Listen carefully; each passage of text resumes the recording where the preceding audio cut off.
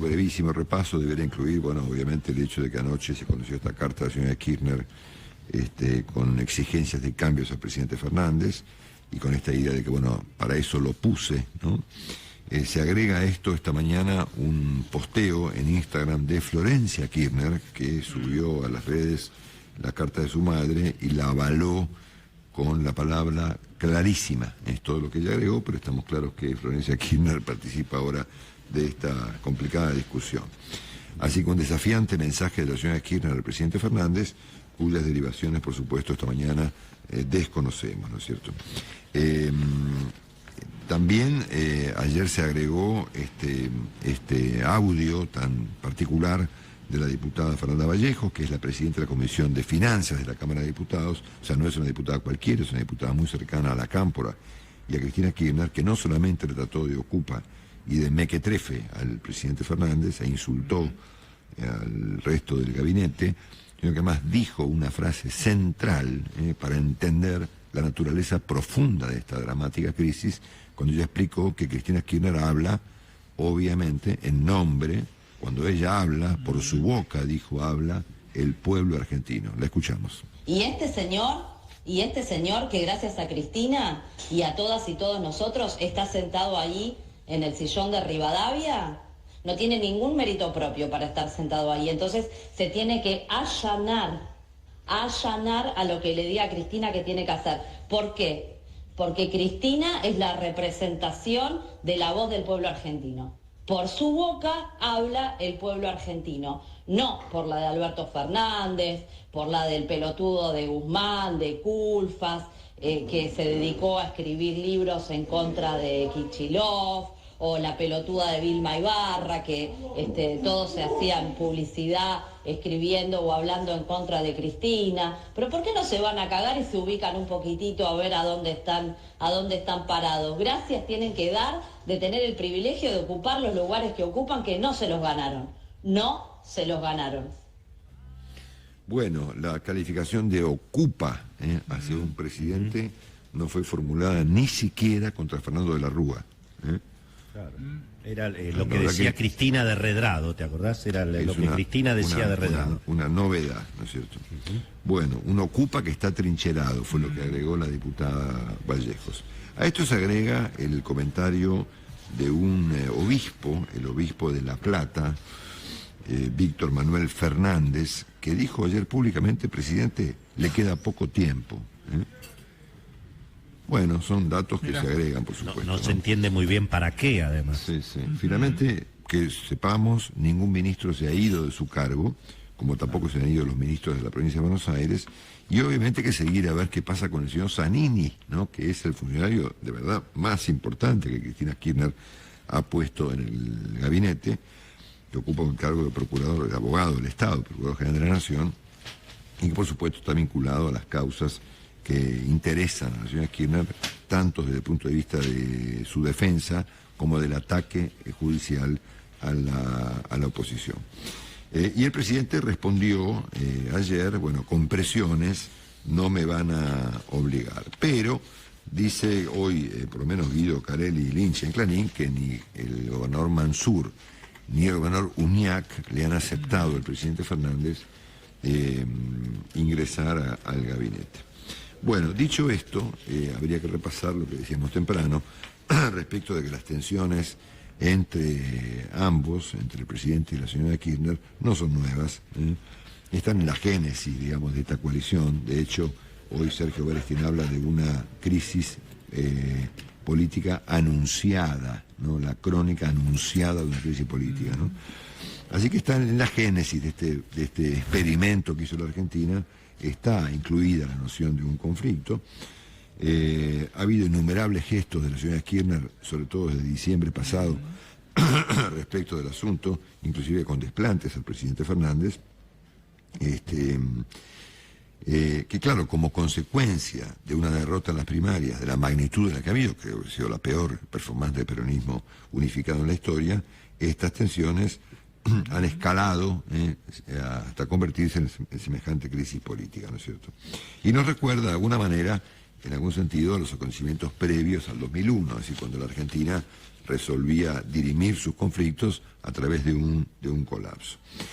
El presidente parece tener dos opciones que hoy resume de manera muy elocuente nuestro amigo Fernando Laborda en una crónica de La Nación que está publicada hace unos minutos en la página de La Nación, cuando dice que el presidente tiene dos alternativas, o súbdito o enemigo, es decir, allanarse a lo que la señora Kirchner determine, siendo que ella habla por el pueblo, ella es la voz del pueblo, según la diputada Vallejos, o acepta una fractura y procura gobernar los próximos 2 años en estas circunstancias. Dio la impresión de que nadie esperaba que el presidente Fernández presentara resistencia. Ayer se decía por la mañana que la señora Kirchner había sido desairada por el presidente Fernández al no aceptar todas las señales que había habido antes de la crisis de ayer. La renuncia del gabinete de Santa Cruz, la renuncia fallida del gabinete de la provincia de Buenos Aires, los comentarios del señor Larroque, la renuncia de Guado de Pedro y de varios funcionarios. Bueno, como el presidente no tomó nota de eso, se habló de desaire, ¿no es cierto? Y obviamente el desaire fue lo que produjo este colapso de ayer, tanto con el audio increíble de la diputada Vallejos como la propia carta de la señora Kirchner, ¿no? Vuelve esta idea a la Argentina de que nuestra clase política utiliza el colapso para dirimir un conflicto, ¿no? Este fue el mismo trasfondo del 2001, ¿no? Ahí había un conflicto político irresuelto, montado o recortado sobre una crisis económica. La crisis económica de hoy no es exactamente igual a aquella, pero es finalmente una crisis económica y financiera muy significativa. Los bancos no están comprometidos, obviamente, pero la crisis es una crisis de magnitud que pende sobre los argentinos.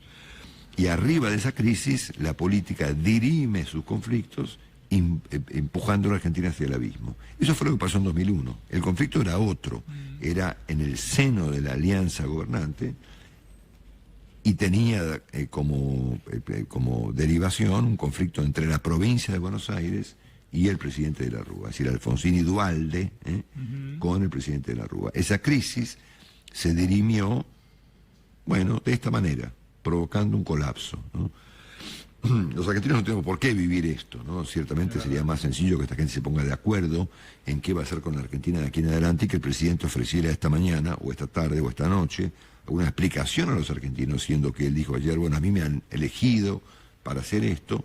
Me parece que aplica que el presidente ofrezca hoy una explicación contundente respecto del estado de cosas de su coalición y nos explica a los argentinos cómo va a ser para gobernar de acá para adelante. Pero bueno, quiero someter esta reflexión al punto de vista de Sergio Berestein, que obviamente, como ustedes saben, para nosotros es un punto de vista súper válido y lo consultamos desde hace años y para mí es importante compartir esta reflexión esta mañana con él. Sergio, querido, buen día, un abrazo grande. Igualmente, Marcelo, muchas gracias por llamar y por los conceptos. Un abrazo para todos ahí. ¿Qué tal? Bueno, igualmente. Una crónica anunciada de una crisis pública y política, según tu artículo de esta mañana, ¿no? ¿Resistirá el presidente? El presidente tiene este episodio, Marcelo. Tengamos en cuenta que estas crisis son como rounds de una pelea y yo creo que estamos acá en el segundo round, ¿no? Estamos empezando un proceso que, si se resuelve y no escala, cosa que podría ocurrir con otra clase de desenlace, seguramente va a tener otros capítulos. Supongamos que hay ahora una especie de tregua, ¿verdad? ¿Qué pasa después del 14 o la noche del 14 de noviembre si el resultado de la elección confirma las tendencias del domingo pasado? Otra vez lo mismo, pero peor, claro. Exacto. Entonces, cuidado, que esta es una crisis que lamentablemente es probable que nos tenga en vilo por bastante tiempo, porque lo que se ha roto aquí, sobre todo con la carta pública de la vicepresidenta ayer, Marcelo, es obviamente un vínculo, una coalición que tenía obviamente aspectos que no conocemos.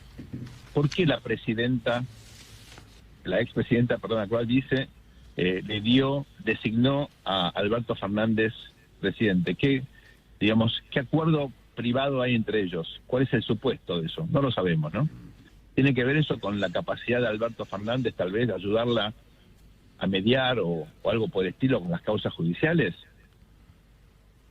¿Será parte de la ecuación de la discusión que no estuvo ayer en la carta? Me parece que son interrogantes que hay que considerar aquí. Lo importante en todo caso es entender que si esto tiene otros episodios, preparémonos argentinos, porque la disfuncionalidad de la política va a seguir deparándonos más angustia, más incertidumbre. Dos riesgos, Marcelo. Uno, que se salgan de madre los acontecimientos. Por suerte, privó el sentido común y ayer no hubo manifestaciones. Pero esto no sé si va a durar. Y viene diciembre en Argentina, y diciembre siempre está cargado. Y la segunda cuestión, ¿hasta qué punto esta crisis puede contagiar otros ámbitos de la vida pública argentina, incluyendo la economía? Porque si sigue este conflicto y se acentúa el vacío de poder, cuidado, porque en la Argentina cada vez que desequilibrios macroeconómicos se superpusieron o digamos, se dieron al mismo tiempo, simultáneamente, con vacío de poder, terminamos en situaciones muy complejas tipo Rodrigazo. Esto fue mediados del año 75, fue el comienzo del fin de la moneda argentina. Sergio, vos sabés que esta mañana, bueno, recién hace un ratito, Fernando Laborda subió un artículo en el portal de La Nación, donde examina con detenimiento no la carta de Cristina, sino el audio de la diputada Vallejo, que es muy importante, a mi juicio, para entender esta crisis, ¿no? Porque ella dice, bueno, este señor está ahí gracias a Cristina y a todos nosotros, ¿no? Y no tiene ningún mérito para estar ahí. Y ella agrega que Cristina habla, cuando Cristina habla el pueblo. ¿No? Como si fuera Moisés, ¿no? Bueno, entonces lo que le faltó, no sé qué opina, a ver, déjame completar la frase, ¿no? Le faltó decir, o se allana o se va.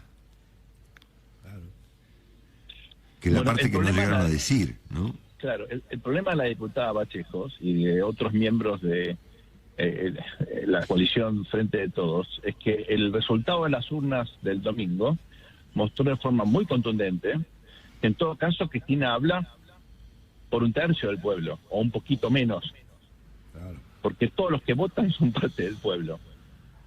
Entonces la pretensión de mayoría eterna que supuestamente el kirchnerismo reclamaba, quedó de manifiesto, es simplemente eso, es una ilusión. Cuando gobernás mal la gente no te vota, sos Cristina, te llamás como te llames, no te votan.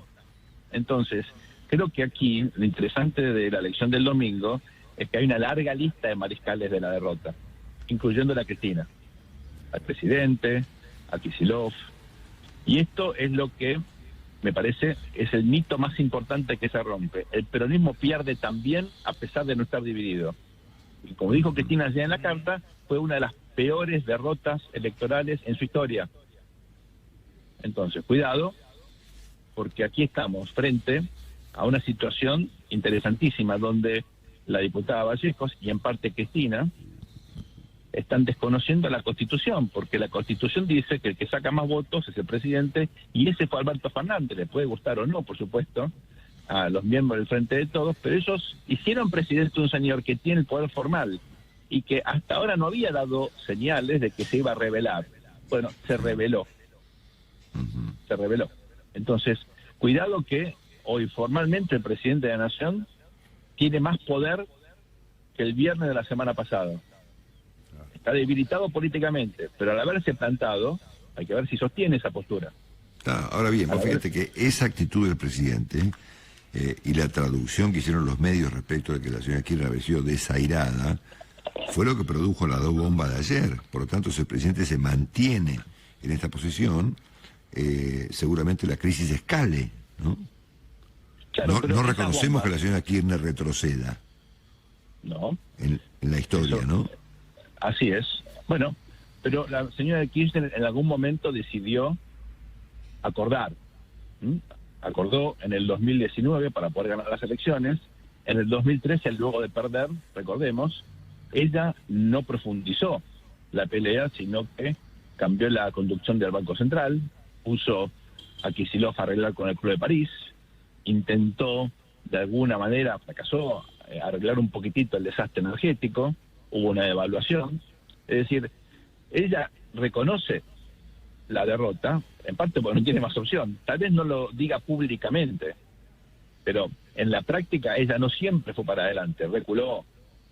Como le pasa a todos los políticos o a cualquiera de nosotros cuando perdés, ganás, empatás, perdés, y bueno, tenés que adaptarte a las circunstancias. Entonces, cuidado con esto de pensar que Cristina solamente va para adelante, y si aparte ocurre eso, tiene el riesgo de chocar. Ayer chocó contra el poder formal del presidente, o viene chocando desde el domingo a la noche, que se rebeló y esta oportunidad no miró para abajo, no aceptó la humillación, como vino ocurriendo desde que asumió. Desde que Cristina lo miraba de reojo cuando dio su primer discurso de apertura de sesiones ordinarias. ¿Se acuerdan de esa mirada? Bueno, ¿no le permitió armar gabinete? ¿No le permitió armar el gabinete, Sergio? ¿Acordate? Exactamente, incluyendo el ministro de Economía. Exactamente. Pero el interesante ahora es cómo sigue esto. El pasado no nos sirve para entender lo que viene. Porque se rompieron, claro, acá, digamos, se han quemado muchas naves. Quemó naves el presidente al enfrentar a Cristina y quemó naves Cristina publicada esta carta. Tengamos en cuenta que los acontecimientos se están desenvolviendo de forma tal que los propios protagonistas no lo controlan. Esto es muy importante. Ellos no son dueños de lo que pase. Bueno, la seguiremos la semana próxima. Estaremos atentos a tu reflexión. Te mandamos un abrazo, que tengas un súper lindo fin de semana. Después te vemos con Nico. Igualmente, abrazo grande. Sergio Berestein, aquí en Cada Mañana, como siempre.